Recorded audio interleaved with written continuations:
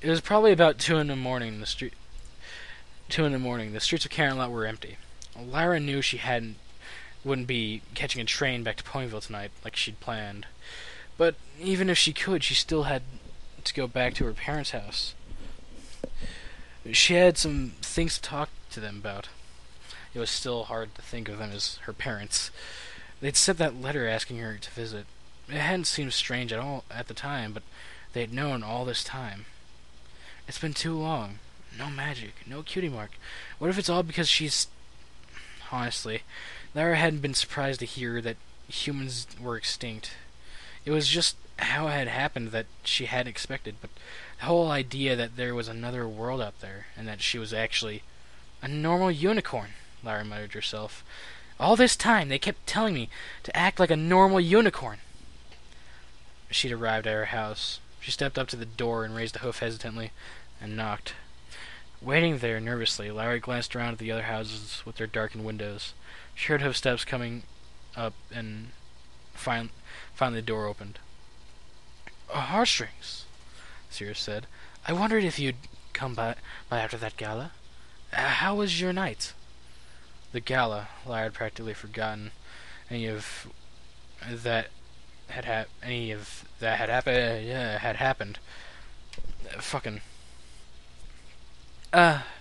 Mom, if you don't mind, I just like to go by Lyra now. I mean, Heartstrings is a pony name. The look of realization on Sirius's eyes, so that she knew exactly what Lyra meant. You spoke to the princess. Yeah. Sirius sighed. Come inside then. Lyra followed her into the living room and set down her instrument case and books. It had been some time since she last visited, but not much had changed. Sirius headed up the staircase, upstairs to find Dewey. Fuck. Lyra glanced around her childhood home as she waited. A few photos of her parents, taken shortly after they'd met, were hung on the walls. There were some pictures of Lyra as well when she'd been a filly. She now realized that she'd never seen a picture of herself as a baby. Her parents came back and sat down. They stared at her across the coffee table, not sure where to start. The only sound was a ticking clock in the hallway. Sirius finally broke the uncomfortable silence in a sigh. The princess told us she'd be speaking to you. She could explain what she did better than any pony. It was starting to seem like it was inevitable. We knew we couldn't hide it from you forever, Dewey added. No matter what you are, we still consider you our daughter. The only reason we tried to keep you away from all those stories about humans was to protect you. If you ever found out the truth... Lyra interrupted them. Listen, I'm not mad at you, she said.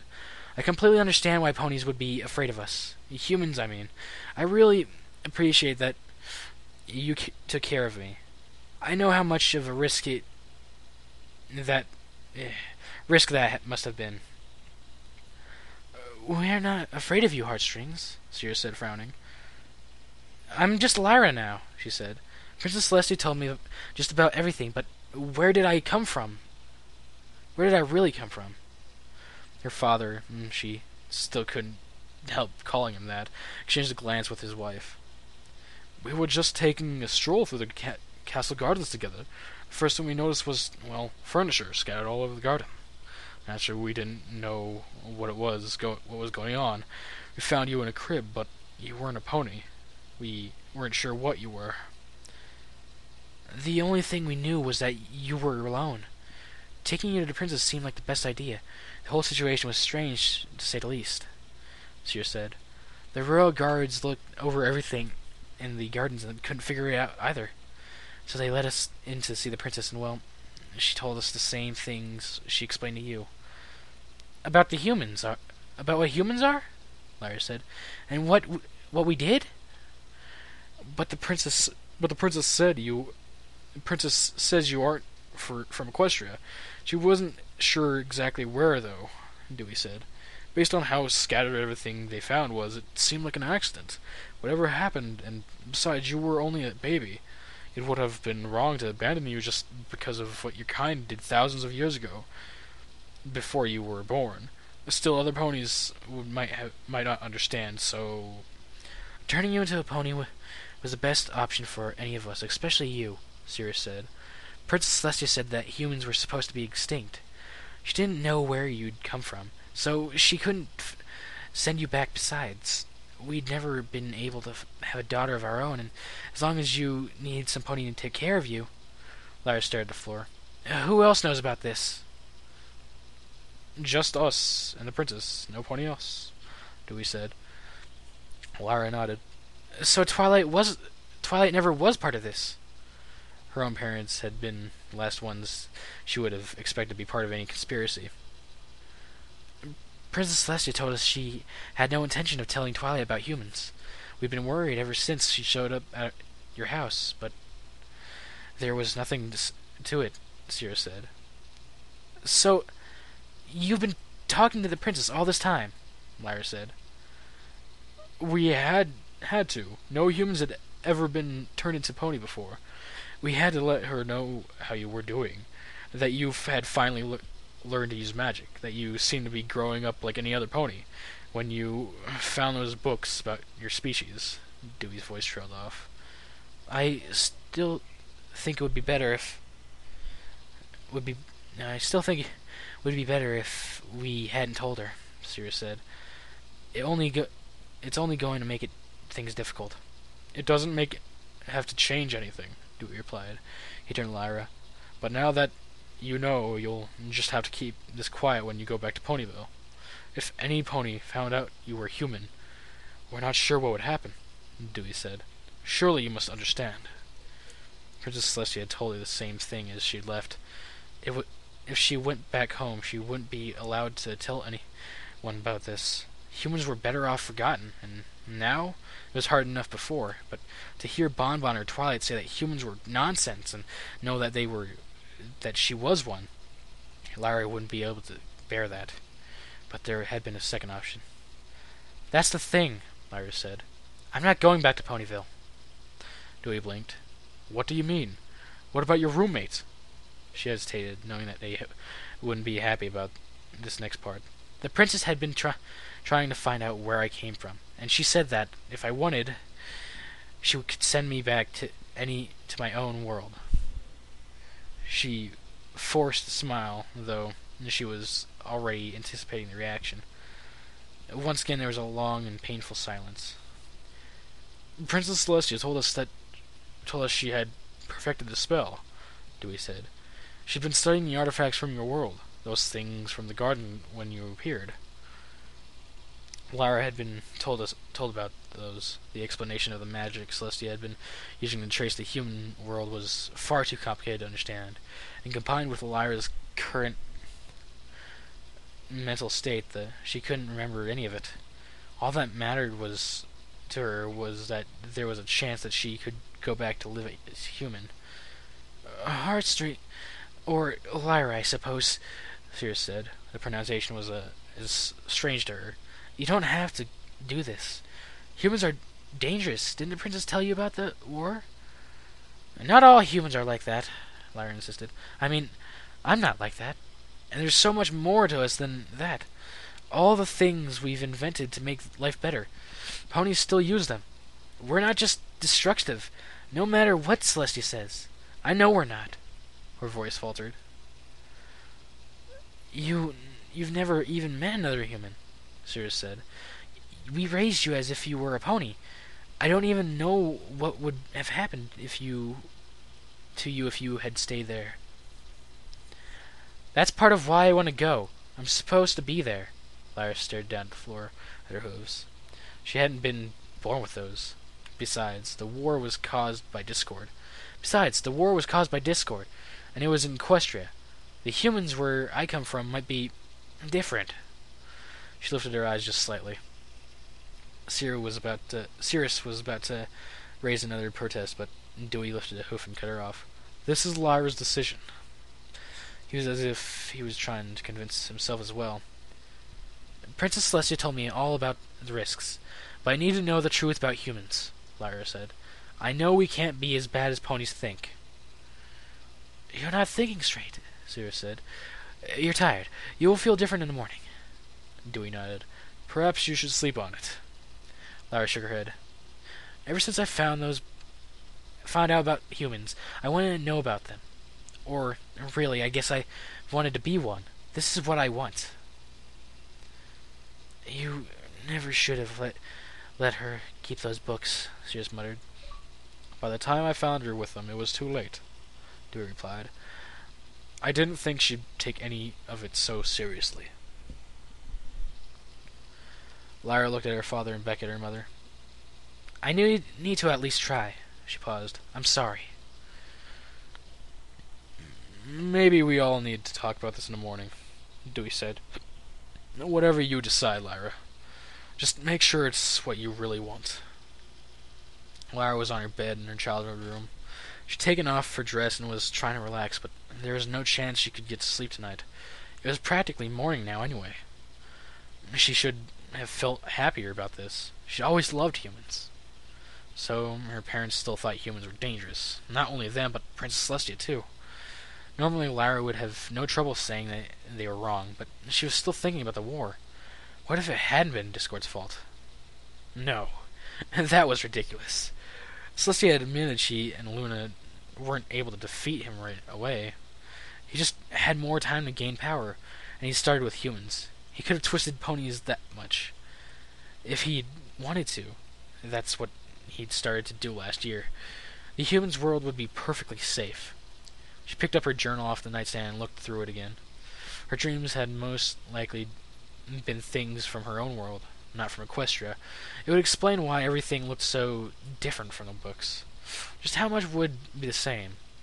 The dreams had been similar enough that she'd honestly thought they were the same place. That was the only thing that made sense. She was still having trouble with the concept of a separate human world. There was a knock at her door and she glanced up. Dewey was peeking in from the hallway. Is it all right if I come in? He asked. Of course. Yeah, of course, Lyra said. She set her journal down. There was something floating in the air next to him, glowing blue. Lyra couldn't tell what it was, some flat rectangular object. You still want to go back and live with other humans, he said. Lyra nodded. Perhaps that's what you should do. I really don't know anymore. He glanced over to what he was carrying and floated over to Lyra. She took it with her magic. Celestia told you about what they found, things that fell through the rift along with you. She wanted to study them, but I kept this one. Lyra couldn't believe her eyes. It was just an old photo frame. But these are real humans, she said. 2 of them, a man and a woman, standing in front of a large house in one of those self-moving carriages from dreams. The man had dark hair and a beard, and had his arm around the shoulder of a woman. She stared up at him. How do you have this? I've never known for sure, but they just might be your parents. She was speechless. She set down the photograph on her nightstand, but she could barely manage to tear her eyes away from it. Any photographic evidence of humans would have been exciting, but that... Well, of course her birth parents would be humans, but actually seeing them suddenly made it all so much more real. You've had this all these years? Lyra asked. Dewey nodded. Your mother doesn't know that I kept this, but it's our only clue to who you used to be. I'd be lying if I said I wasn't curious about your species. I've wondered about those humans ever since we found you. Lyra glanced back at the photo, then looked up at him. I can't believe you have this. I'm not trying to tell you what choices to make. Before you make any decision about what you're going to do, just make sure you're absolutely certain if you ever leave Equestria, you might never come back. I know that, Lyra said. I understand why you want to go, he said. It's still your choice in the end. Turning and heading to the door, Dewey was about to leave the room. Wait! He turned his head to look at her.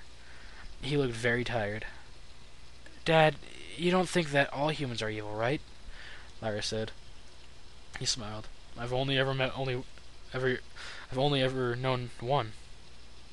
She looked back at the photo on her nightstand, the picture that still seemed so impossible, and then back to him. And good night. Good night, Lyra. He left and the door swung shut behind him. Lyra laid in bed all night, but never got to sleep. She was staring at the faces of those humans. Every picture she'd seen of humans before had been a drawing, or in her dreams. But those humans, her parents, maybe they were real. They were still out there somewhere. The next morning, Lyra went out for a walk. Caroline was familiar to her. She lived most of her life here, and never even after moving in with Bonbon in Ponyville, she'd come to visit a few times. So why was she suddenly feeling like she didn't belong here?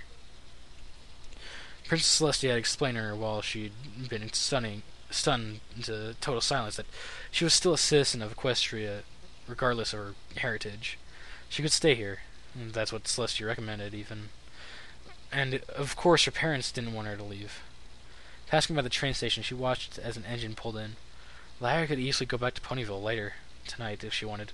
Go back and pack up all of her books, tell Bonbon that she was finished with humans, forever.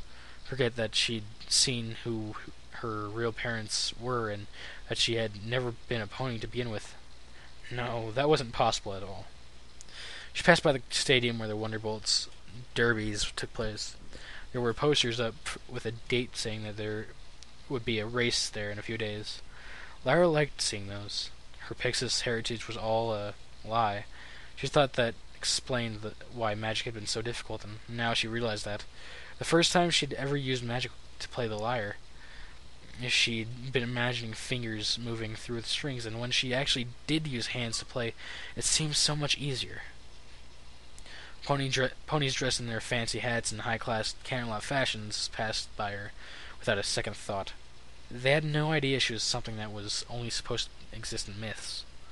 Nothing was different. She hadn't actually changed. She'd always been human. The only difference was that she knew about it now. All those times that Bonbon had looked at her in the eye and told her to stop obsessing over those crazy dreams. When she was a filly, she'd always believed that humans might still be around somewhere in Equestria. It wasn't until she was older that she resigned herself to the fact that they were probably extinct. The princess's offer was almost too good to be true, and it was a good thing, because all of those fears about humans were completely unfounded, weren't they? Humans weren't truly extinct. What had happened to them in Equestria was unfortunate, but that didn't mean that Lyra had to be nervous about going back home. Lyra stopped and stood there for a moment. She let out a sigh. This wasn't going to get any easier. She just had to make her final decision. Turning around, she headed back home to make some final arrangements.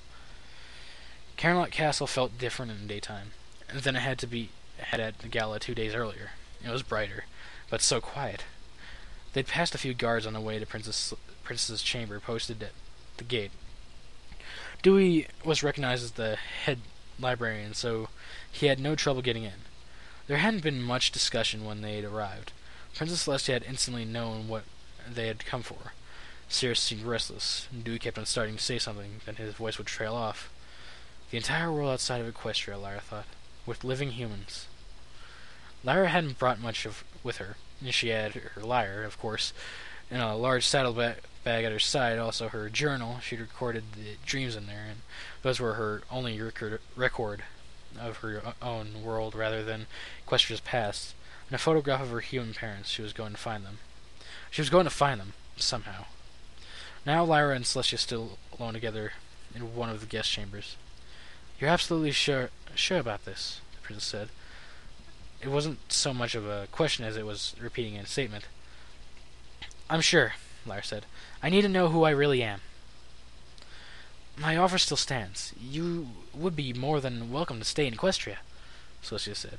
"I've only been able to see limited glances of the world you came from. It's very different from the human society we knew of. Your species survived much longer. Their technology is far more advanced." I've seen it in my dreams. That's what it was, wasn't it?" "Perhaps," Celestia said. "I thought you would be too young to remember anything." Lyra could feel her heart pounding. Soon enough she would no longer be a pony. She'd never have hooves again. Princess Celestia was the only one powerful enough to do this kind of transformation spell. No, it was the opposite. She was removing the spell, that was all. Let's not delay. Any longer, then? Celestia lowered her head and pointed the tip of her horn towards Lyra. Relax. This will only take a moment. The horn glowed softly, pure white. Lyra had gritted her teeth, expecting the process to be painful. Like those times she gave herself hands, only multiplied by 1,000, but now she was transforming and she barely felt anything. Lyra hadn't come home from the gala yet. She had said she would be back 2 days ago. Bonbon had started to feel concerned, yet, honestly, what could have happened to her? Despite all of Lyra's ravings about government conspiracies and humans, and how Princess Celestia was out to get her, or whatever, there was nothing to be afraid of in Camelot. Bonbon was a little ashamed of herself to be so worried. There was a knock at the door. Bonbon's head jerked up, and she went to answer it. She pushed the door open. Grey Pixis stood there, her eyes skewed in 2 different directions. "I've got a letter for you, Miss Bonbon," she said cheerfully. Bonbon took the envelope and saw the name Rainbow Dash on the front of on the front. She frowned. Thank you," she said. There would probably be time to take this over before clocking in at work. That ended up not being necessary, since Rainbow Dash showed up right behind the mail mirror, carrying another letter in her teeth. "Hey there, Bonbon," she said in a flat voice. "I've got your mail." "Thanks, Rainbow Dash. I have yours." She swapped envelopes. Her letter had Bonbon scrawled in Lyra's familiar writing. It felt heavy for some reason, and there was something extra in there. Rainbow Dash turned to the other Pegasus standing there looking downcast. You're getting closer, at least. I only have to go to one house this time." The mail mirror gave a goofy smile and flapped her wings. Bonbon took the letter back into the house, wondering what it could be. Some kind of an explanation for why she was running late. Maybe at least Lyra had the consideration to write back it, if she was held up for some reason. As she opened the envelope, a few gold coins fell out and clinked on the table. Actually, after shaking it out, there was a substantial amount of money enclosed. Frowning, Bonbon took out the letter and began to read. "Dear Bonbon, sorry for the short notice. Something came up in Camelot and I'm moving out. This should cover my rent for the next few months. Maybe you can find somebody else to room with. It was great knowing you. Thanks for being so patient with me. Lyra." She stared at the hastily written note in disbelief. Lyra was really moving out? Just like that? Bonbon couldn't help but feel like maybe she was responsible for this. Had she been too hard on her about the cart incident? Bonbon scowled. It was just like that pony to do something so impulsive. She really shouldn't have been surprised. Still, this was drastic. What exactly did she mean by something coming up? And all that money? Bonbon's eyes widened. The gala, of course! Lyra must have been spotted at the gala and hired for some symphony. Celebrities from all over Equestria would have been in attendance, so there was really no telling where she could have ended up. She would have moved to a big city, probably, wherever the symphony was located. The extra money was probably just a fraction of whatever they'd offered her. But she had just gotten up and left. Not even so much as a goodbye. Other than this letter, she left behind everything she owned. Her clothes, furniture, books. All those crazy theories about humans. Despite everything else, a smile crept onto Bonbon's face. Was it possible? Lyra had finally figured out who she was. She was destined to be successful, dare say even famous musician. Her days of hunting for humans were finally over. Lyra stood in private bedchambers examining herself in a mirror. She just finished getting dressed in the clothes the princess had provided her with. Reaching up to her forehead with one hand, she... God damn it. My apologies.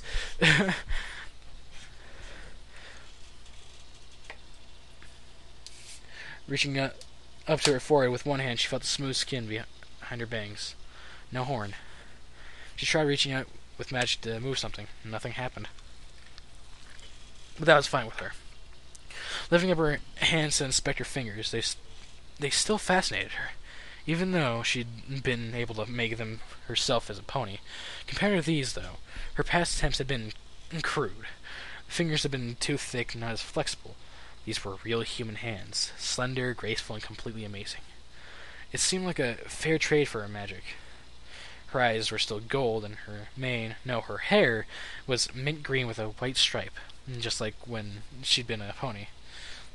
Those weren't normal human colors as far as she knew, but she did have the same light-colored skin like most of the humans in her dreams had. It was strange being almost entirely hairless, but Lyra wasn't completely opposed to it. In fact, she kind of liked it. She was dressed in a simple green shirt and tan pants and shoes. Those had been somewhat new to her. The only shoes she'd worn had been fancy ones that Rarity had made with her gala dress, but these new ones were plain and meant to be practical, now that the skin of her feet was so soft instead of hooves. Shoes were going to be necessary. Along with the clothes, she'd found a gold necklace with a small golden charm shaped like her cutie mark, which was gone, just like her horn. She checked over her entire body. The necklace served as a reminder of Equestria, she supposed. Being a human was a surreal experience, yet still somehow familiar. Maybe it was her instinct, or maybe just all those dreams where she'd looked exactly like she did now. Lyra ran her hands along the smooth, hairless skin of her arms. This was all real, not a dream this time. She was a human. She turned and walked over to the door. Everything in the room was made for ponies, and it all seemed miniaturized now. She'd been about 4 feet tall as a pony, and now she was between 5 or 6. There was a new bag sitting there that she had transferred a few things into. The long strap went over her shoulder, kind of like a saddlebag, but for walking on 2 legs. She took the doorknob in her hand. It didn't turn. Most in Equestria didn't, and pushed the door open. Lyra walked through the empty halls of Camelot Castle. The floor seemed to be so far away when she looked down at her feet. Her arms were crossed in front of her. It was kind of strange having those 2 extra limbs that she didn't need to use while walking around, now that she couldn't get used to this. She eventually reached the throne room where her adoptive parents were waiting with Princess Celestia. They turned to stare at her. Hesitating for a moment, Lyra finally spoke. "I'm ready." Seer stepped back and shocked by Lyra's appearance. It's really not too late to change your mind," Seer said. "You're absolutely certain?" Lyra's fingers tapped restlessly against her arm. "I'm sure. I've been studying humans long enough. I think I'll be able to get by. Once you arrive in your world, you'll most likely be unable to return here, Celestia said. Lyra was now almost at eye level with the princess, though her size was still impressive. "You'll be on your own." Lyra's mind went to the photo and bag hanging by her waist. Not exactly alone. She just had to find them.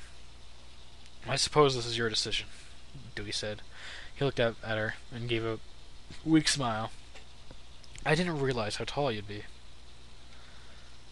"This is about normal for humans, I think," Lyra said. She couldn't help but grin. "I mean, now I can't believe I'm really..." She put her hand up to her forehead. "The spell is similar to teleportation, though a far more complex variation," Celestia said. Lyra turned to look at her. "As soon as you're ready, I'll give you time." Lyra turned back around and knelt down in front of her parents. "I really am going to miss you guys. I just think this is what's best for me." "We can't talk you out of this, can we?" Sears said. Shaking her head, Lyra replied, "I'll be fine." "Just be careful," Dewey said. "All we want is for you to be safe." "I will. I know exactly what I'm doing." She put her arms around him in a tight hug, then turned to Sirius. She was slightly uneasy about Lyra's true form, but returned the embrace. Lyra felt a tear going down her cheek. Finally, Lyra stood up. She turned to look at Princess Celestia. "I think I'm ready now." Sissy looked at the human standing in front of her, wishing she could see something other than the corrupt beings from all the hundreds of years ago. Lyra still had some of her pony qualities about her, the hair color, her eyes, but even so, Lyra was as human as the day she'd been born. "For your own sake, I hope you're right about humans being different in your world," Celestia said. She lowered her horn, and it started to glow. Lyra stood there Camelot Castle, Princess Celestia, her parents, and all of Equestria faded away.